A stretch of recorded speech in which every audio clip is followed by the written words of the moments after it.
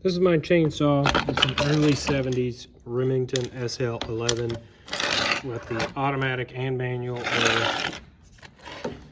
I bought this chainsaw for $15 from a pawn shop and it did not run. What I've done to it since then is clean its at the points as well as adjust the carburetor. I think it does need another carburetor adjustment, but I use this quite frequently. Well, I don't know about quite frequently, but I use it whenever I need to cut wood, and it's usually pretty reliable. Some things that it needs currently are the chain needs to be sharpened, and it probably just needs to be filled up with fluids and have the carburetor adjusted. Let's see if it starts. Start this, turn the key on, which looks like it's up. Pull the choke, which is, I don't even know, right here. And lock the throttle in, give it a few good pulls.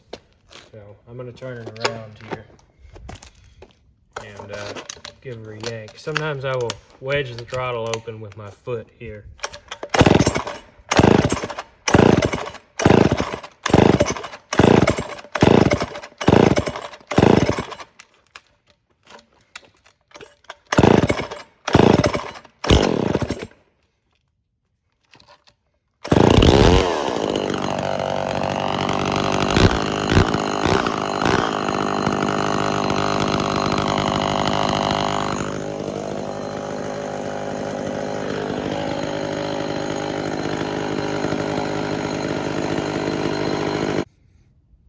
I ran it for a bit, and it really doesn't seem like it needs a carburetor adjustment. Section 14, or whatever American size is equivalent to that. Don't know, don't care. I mainly just use metric.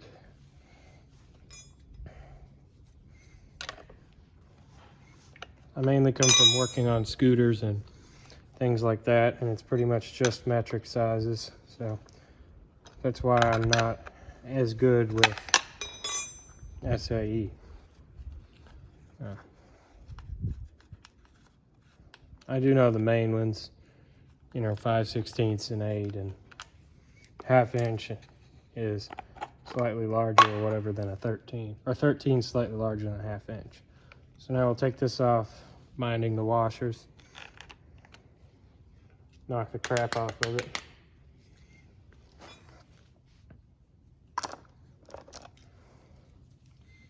Kick that off. There you go.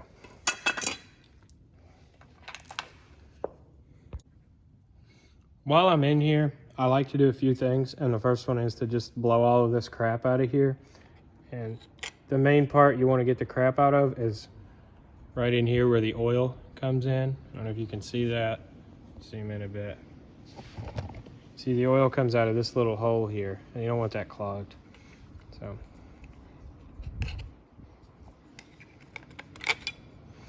and then I'm just going to take my compressor and I'm going to clean all of this out. Now, once I've got this stuff cleaned off, one thing I like to do is kind of look in here by the cylinder and make sure that it's not just completely packed with crap. If that gets packed full of garbage, this thing will run hot and it won't last. So that's something that I like to do at least. And I only do all this crap when I sharpen my chain, and it's just a few times a year. So you don't have to do it perfect. So these things are like 15 bucks. It's not that important, but you know, I just don't feel like having to look for another one and do all that. I've spent some time on this already, so might as well keep this one running. So I take this chain over and sharpen it. My grandpa has a good chainsaw sharpener. I usually just use his. I do want to talk for a quick second on bar and chain oil. What I use all the time is winter bar and chain oil. Summer bar and chain oil is quite a bit thicker, and I don't know. I tend to really use chainsaws in the winter time, so that's what I use, and that's what a lot of people use. As for fuel, I use ethanol-free 2-cycle mixed at 32:1. This calls for 16:1. I don't care. It was $15. This is a really good 2-cycle oil. I'm sure it'll be fine. But a lot of people use different things for bar and chain oil.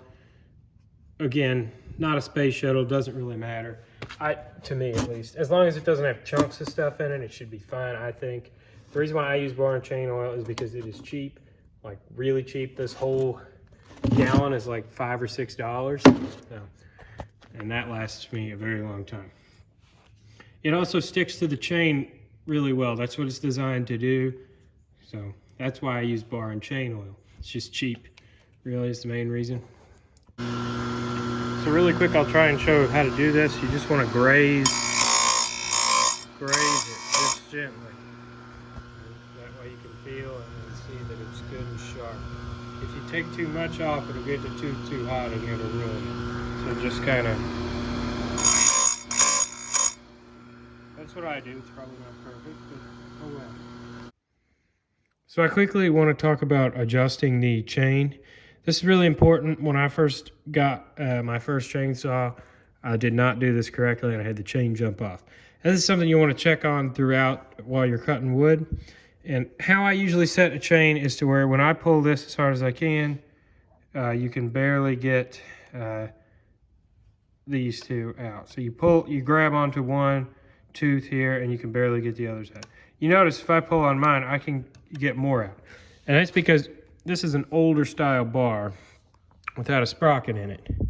And you just want to adjust it as tight as you can to where it still turns somewhat easily and smoothly.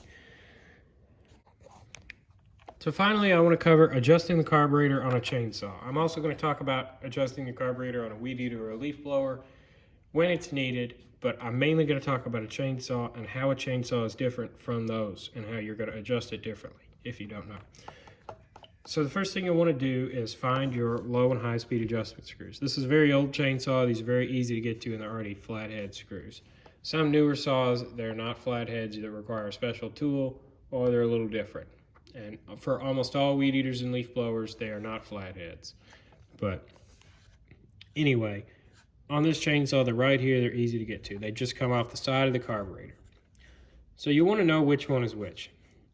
Sometimes they're labeled like mine is here. But if they're not labeled, an easy way to tell is the high speed is either closest to the air filter or furthest from the cylinder. And so what I do is I always start with the low speed.